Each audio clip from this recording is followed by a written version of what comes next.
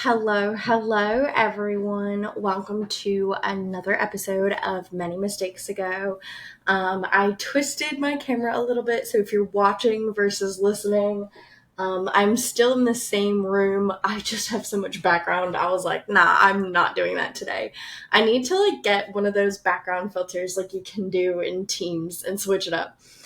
But for the meantime, let's get into today's episode, which is falling in love with yourself and your soulmate. So, I love the idea of this episode because it kind of encompasses all of my previous episodes. And it's just one of those episodes that just ties everything together. And I love when that happens. I try my best to pick topics that kind of do that. So let's get into it. What does it mean to fall in love with yourself? Well, a lot of people say that they love themselves, which is great, but tell me honestly, do you like yourself? Because that's also a tricky question. Some people are like, oh my God, I love myself, but they don't actually like themselves. So, in order to tap into loving yourself and liking yourself for who you are, you need to reestablish a connection with yourself. And this usually goes, I see a lot of people kind of doing this after a major life event like a breakup. That's go to number one. Or a loss, whether it be a friendship, a family member, whether it be like a breakup kind of style, or you don't talk to somebody, or a death. There are many kind of things that can trigger this kind of coming of yourself, finding yourself era. A lot of people label different eras, like their revenge era, their comeback era, their villain era. But ultimately, I feel like they're all kind of the same in a sense. I think that a lot of those eras tend to be finding who you are again. Some just are a little angsty, but in this case, I kind of want to focus on more of the healing aspect, sort of the love and light aspect, but we can also talk about the villain era aspect because I definitely had a couple of villain eras in my lifetime, and I'm all about talking about the villain era.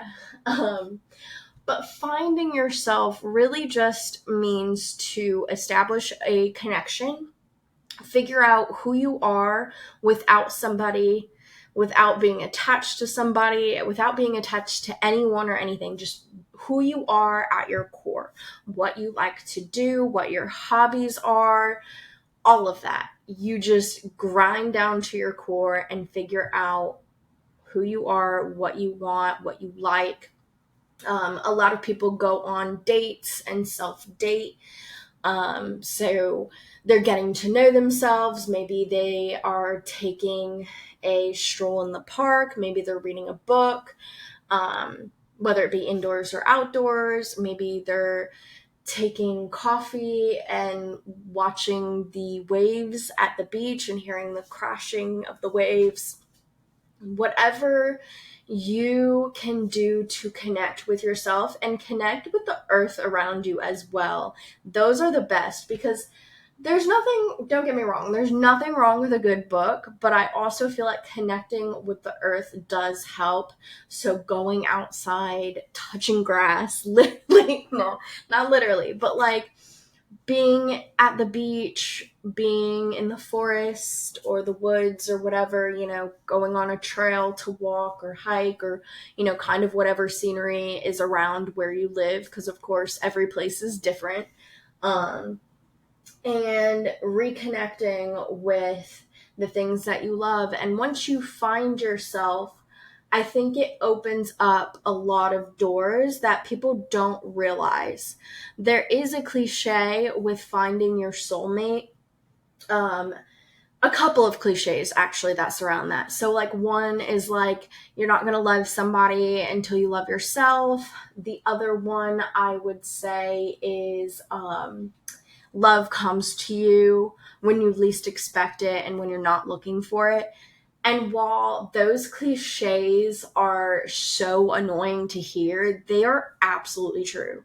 And I hate to say that because as someone who was like single and like frustrated at those sayings, like I can also say, looking back, that's exactly how I fell in love and that's exactly how things progressed for me.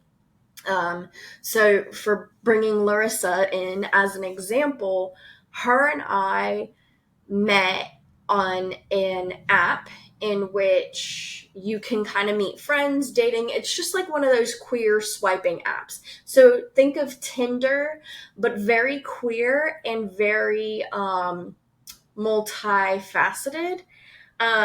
Ever since her and I met on that app, I do feel like it's changed a little bit because I am on that app still searching for friends, and I've like, like made a whole new profile and account and like put it specifically for friends. But I did notice that there's a lot of differences and it's more geared towards dating now. So I've kind of veered away from said app. I'll go on it here and there, but mostly like it is what it is. But anyway, so this app, you could create friendships or, relationships, kind of whatever you're looking for. And her bio was like, let's be friends. Like that was strictly what she was looking for. And at the time, I was just moved to San Antonio, so I was looking for friends, but I was also like, you know what? If it happens, it happens.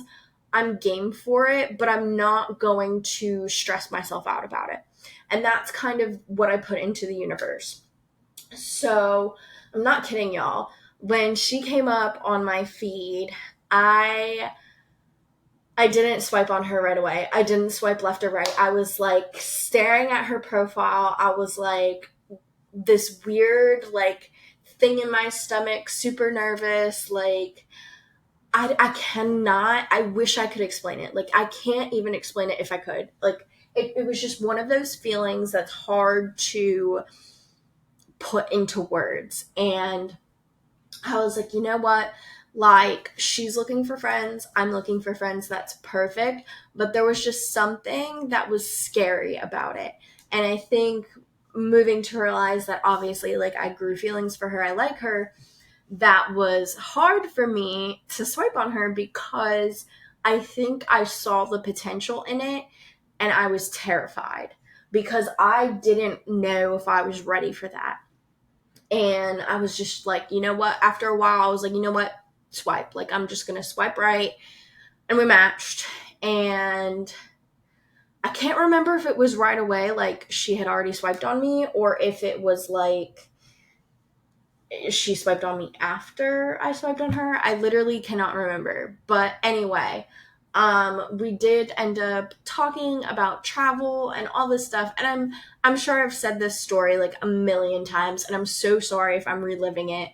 Um, but I really want to get into the nitty gritty of us meeting because I think it's important to recognize like this is how you fall in love with your soulmate. Like there is I don't want to say there's no other way because you can meet them in a bookstore or a Home Depot or a Costco or like literally anywhere. You can meet your soulmate anywhere. It doesn't have to be online, but it's just like the feelings that I'm emanating. I want you guys to like understand that that's what you should be looking out for if you want to fall in love with your soulmate. So, back to it, we're messaging back and forth and we're talking about travel. So, when I first got her number, I forget if she or me. Unfortunately, I deleted that app like entirely in between me re-downloading it because I wanted to like restart it over if I ever did go back on it and have it just be for friends, which is what I ended up doing. Okay, so I forgot exactly where I left off, but essentially whenever we got each other's numbers, I forget how it happened because again, I deleted that profile entirely, so I don't have access to those messages, and neither does she because apparently when you delete the app, it just deletes. or like delete your profile. It deletes from both people. Didn't know that. Sorry. Um, but when we got each other's number, I like to assign emojis to everybody's names. So she had the airplane because we talked about travel, and she still does to this day. And I find it funny because it's like my memory of her. But anyway, um, we started talking about travel, and I think that we were both so interested in getting to know each other, and we're intrigued. I can speak for myself more than I can speak for her. I don't know how she was thinking and feeling at every point of our relationship progressing, but I was very intrigued and I wanted to get to know her. And I was like, this is like so natural. This is like awesome because there's no like, what'd you do this weekend? It was getting deep, but not super deep. It was like enough to make a connection, but not enough to be like, whoa, like we just started to get to know each other. So we were talking about travel, and then if I'm being honest, I don't remember what else we talked about. I just know that the flow kind of happened naturally, and that if there was any kind of topic change, that it kind of either was because we were kind of done with that topic, or because there was just some more that we wanted to get to know about each other. So it was really nice because I was like, okay, like this is what I want. Like I want a deep connection with people, and I want to be able to get to know my friends and have these connections that I'm just like, that's my girl, like that's my bestie. And I had told her at one point, I think before we first met, that I was like, nope, we're besties for life. Like you cannot change that. Like we're not, like that's not changing, like that is just going to be the title, right? And I think it's funny because I had this instinct that I just knew that she was going to be in my life forever, and that was just it. And I, in getting to know her, had started to develop feelings, and I had tried to like flirt, not like, I don't know how to describe it, not into like to get with her, but just because it was playful, it was fun, and it just felt natural, and it was just a vibe. So when I would drink with my friends, or when I was just having fun in a good mood, I would be my kind of flirty, fun, natural self. Um, which is the side of myself that I love, and I love when she comes out. But lately, she has been stressy depressy, which we're working on. But that is not the point of the story. The point of the story is I just was so like kid like, in the sense that it was playful, it was fun, it was harmless. It was like we were getting to know each other, we were vibing, and I was also getting to know a deeper side of her as she was getting to know a deeper side of me. I had shared with her like about my suicide attempt. When I broke my ankle, I had shared with her about my like bullying experience. I had gotten deep about my mental health and my struggles with it.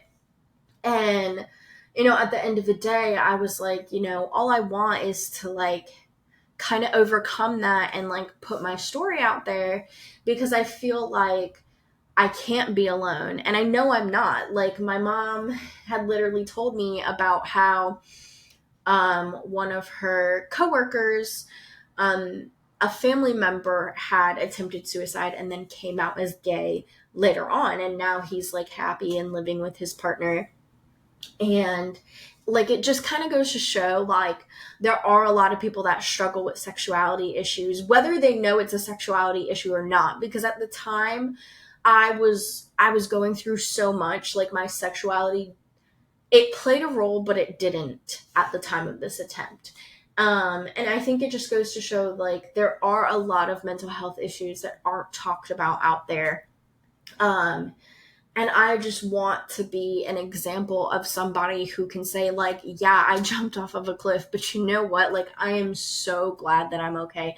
I am so glad that I'm alive. I'm not paralyzed. I'm not in a wheelchair. Like, I thank, like, whoever was watching out for me that day, like, endlessly, because I know I could have gotten it a lot worse. But at the time of me jumping off that cliff, I literally did not care to live. So, like, in retrospect, obviously I know it was dumb for me to jump off of a cliff, but I'm like so thankful that like I'm okay, that I don't have damage to my spine, because of course they're going to be worried about your body after such a hard impact. I think I fell over 25 feet um from that cliff onto another kind of cliff, if you will. I misjudged, did not go out far enough.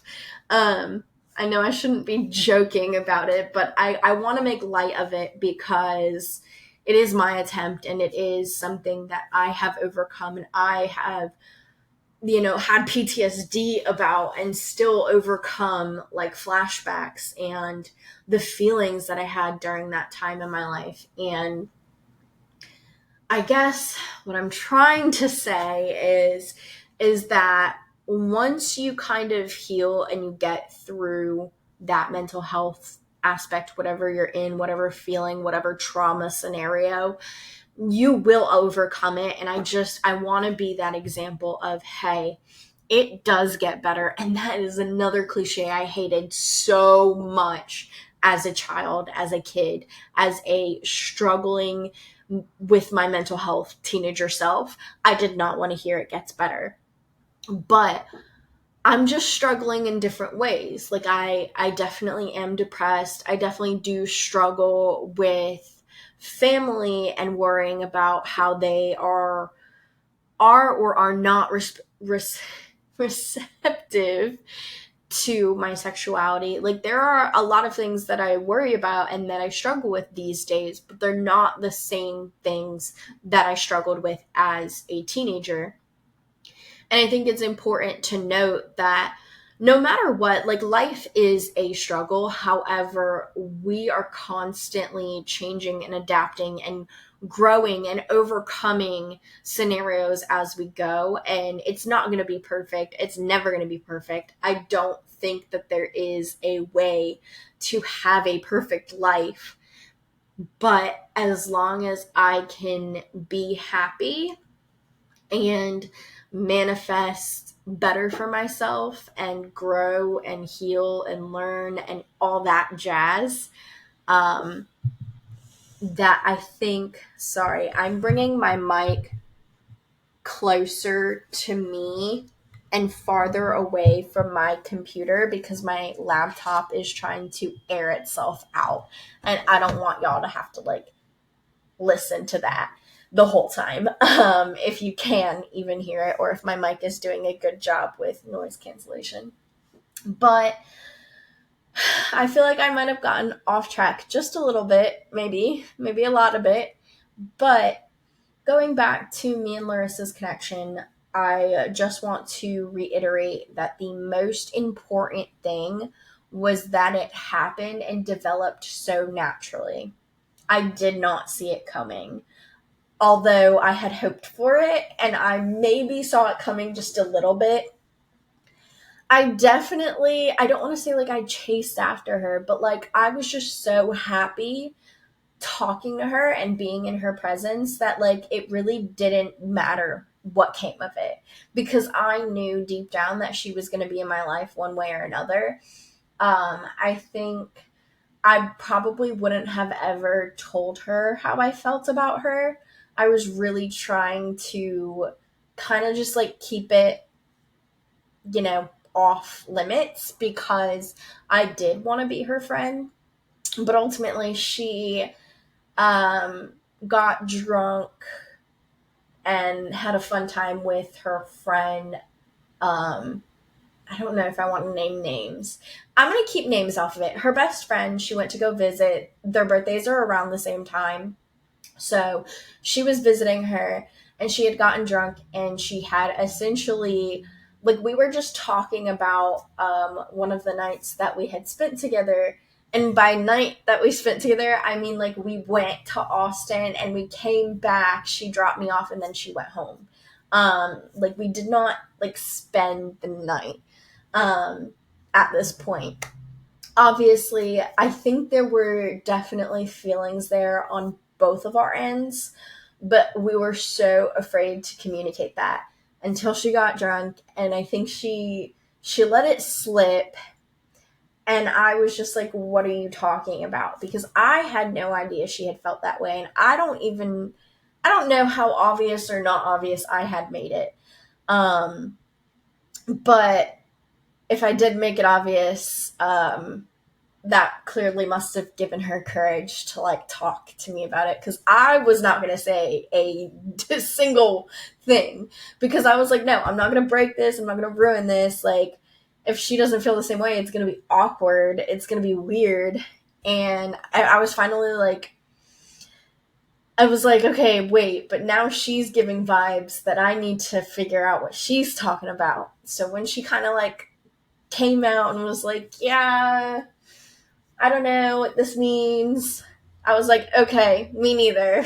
Let's talk about that. We're gonna have like a whole conversation. So it was like our feelings were progressing, but our minds were like telling us like, no, no, no, don't do that. Like, this is your friend. You've made such a good connection.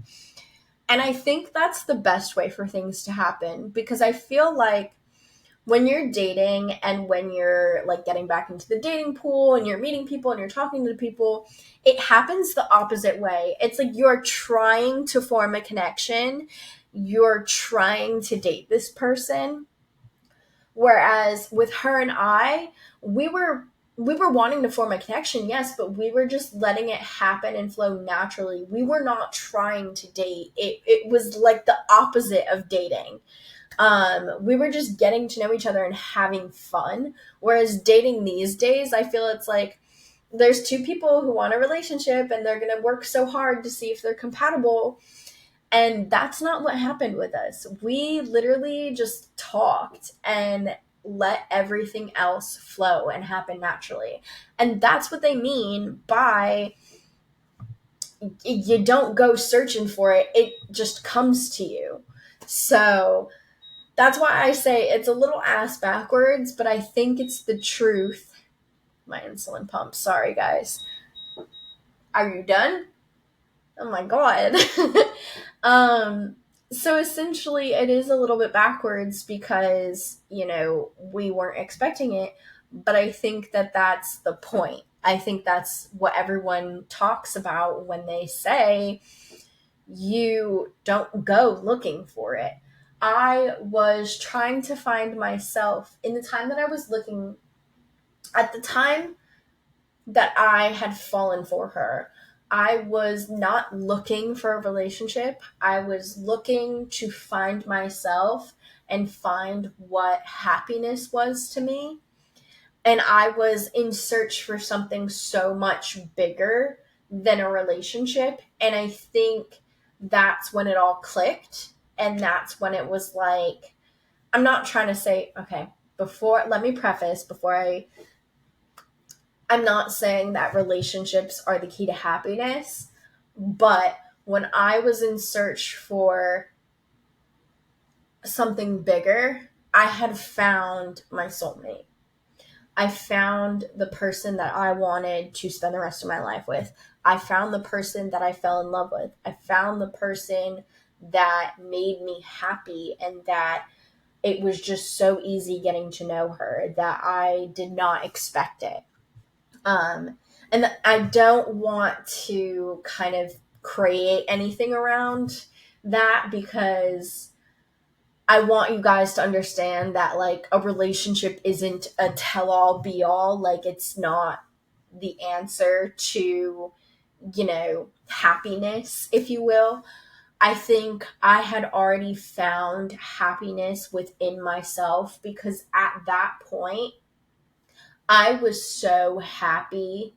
I had struggled for a little bit with moving out of Connecticut and moving away from everything I had loved and known, that I was like on my own journey and on my own path. I didn't want any of the past to come to me. Like, I had an ex-girlfriend there, I had family that's homophobic, that I just wanted to like have something for myself. So when I came here and I moved here, I got my first apartment that was by myself, right? It was not with the person I was dating. It wasn't with a friend. It wasn't with a roommate. It was just my own apartment.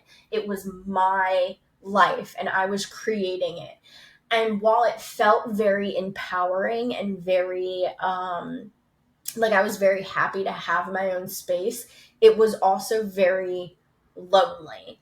And I had tried and struggled in finding that kind of happiness and that person to like share my life with, because I always knew I was that type of girl that like forever will be in a committed happy like relationship. Like, I've always been a relationship girly. Like, I I don't want to say I don't do well single, but it's not for me. I'm not for the streets, and I don't want to be for the streets.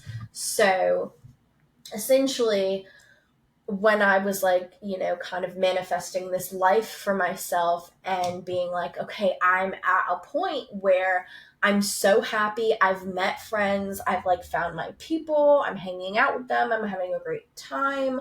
I'm getting to know who I am by myself at my core, and getting to figure out what kind of people I want to surround myself with, and what my friends look like, and what I can create for myself and what I can create in a life. When I was focused on all of that, that's when Larissa came into the picture. I was not focused on, I need a girlfriend, I need a boyfriend, I need a partner. Like, I was not focused on that. I was focused on, how can I make my life meaningful? And again, I'm not saying that a relationship is the answer, but I'm saying when I was searching for something completely different, I found a relationship, and I also found my answer, because I found how I want to build my life. I found the partner that I want to do that with. And goodness gracious, that insulin pump is warning me to put itself back on. I'm going to give it a moment.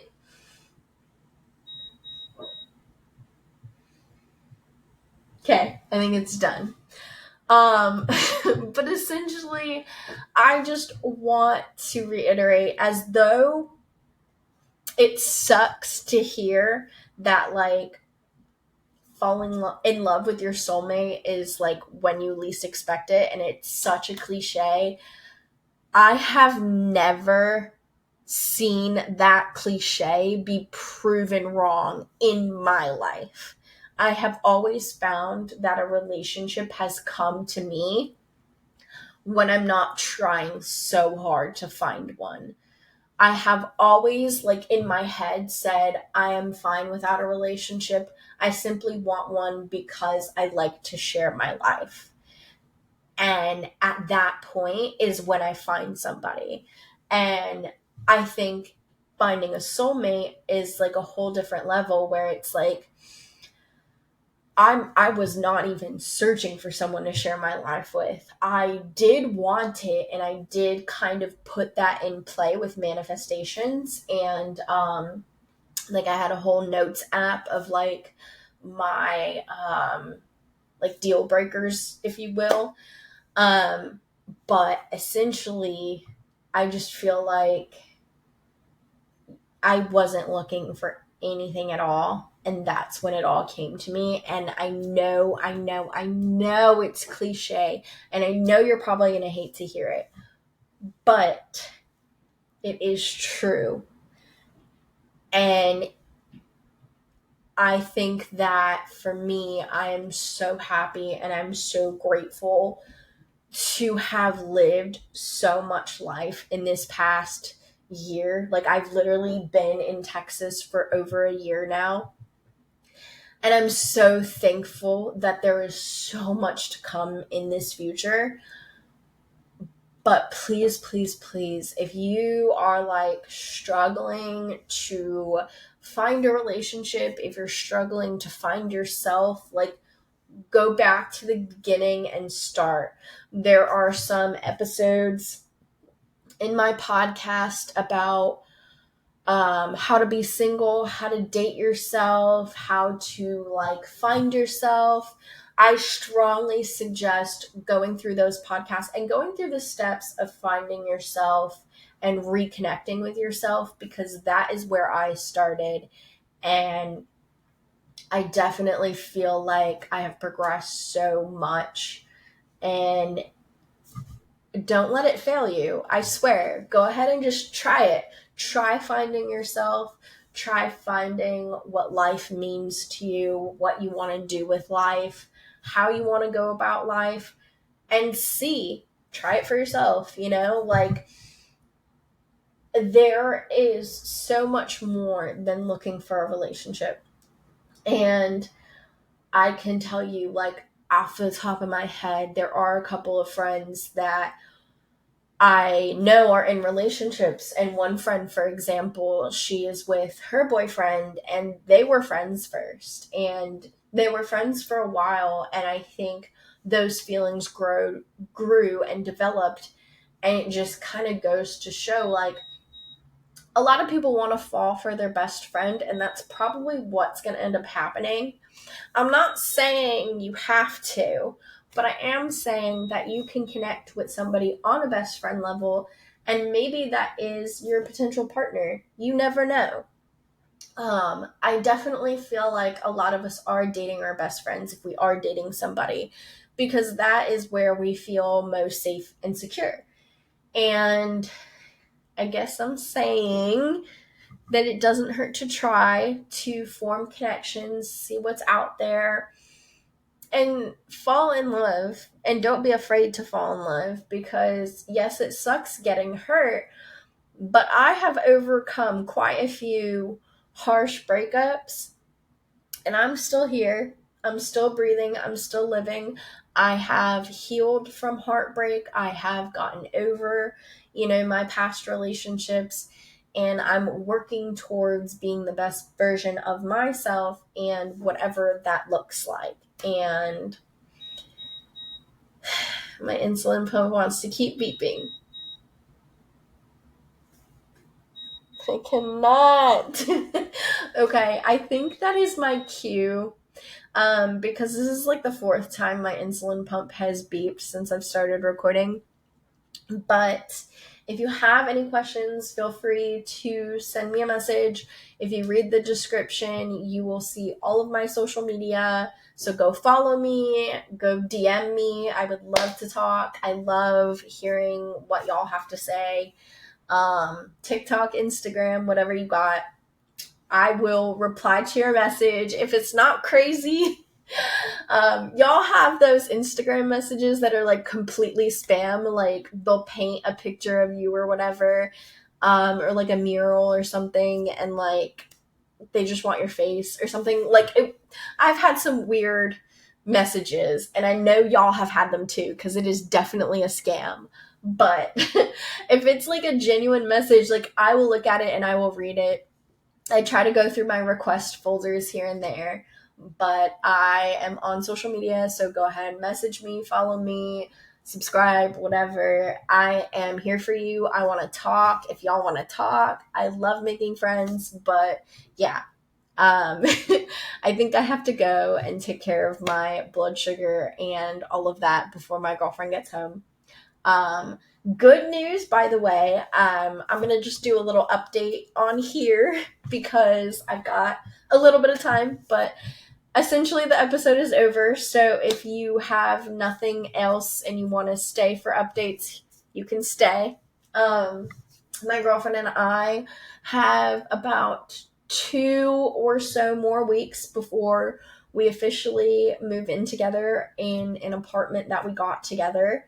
I'm really, really excited to have a place with her. and we are going to start this new chapter. And, I'm closing out my old one, my old apartment, saying goodbye, all that jazz. It feels really good, but I do just want to say, like, this has been a journey and an experience, and I'm so happy and so thankful for all that has come out of me moving to Texas. And I think if you follow your heart, it will lead you some crazy places, because there was always something in me telling me to move to San Antonio. And it was almost like a flip a card, flip a coin situation. I don't know why I said flip a card. It was almost like a flip a coin situation, because I was deciding between Texas and Florida. And my heart was just telling me that Texas was right. And I'm so glad, because I never would have come into this life without that decision. And coming to the decision to move was hard yet easy, because I had like applied to a place down in Florida and a place in Texas, and I got approved at the place in Texas. So it's definitely a journey, but I just want to say, like, if your gut, if your heart, if your soul, if something in you is just trying to come out and tell you something, listen to it. Because I swear, I listened to my body. There was this gut instinct that told me to go to San Antonio, and I did, and I found Larissa, and I never, like, that never would have happened if I stayed in Connecticut. That never would have happened if I moved to Florida. Like, you never know what you're going to find. So just keep that in mind. Anyway, I'm going to go and take care of my blood sugar and all of that. I love you guys so much. Thank you so much for watching Many Mistakes Ago, and I will see you guys next week. I'm hoping. I know I have been so bad at keeping a weekly schedule with podcasting, but I'm trying my best. I promise. So I'm hoping next week I'll have an episode up. Forgive me if I don't. I know it's been like 2 weeks since my last episode, and before that it was like a month. So I'm trying my best, but I will continue to vlog, because I am a little bit ahead. I've got like 3 weeks of content ready to go. So you can look forward to that. But my pump is beeping again, so I really, really gotta go this time. Thank you so much for watching. I love you guys. Mwah!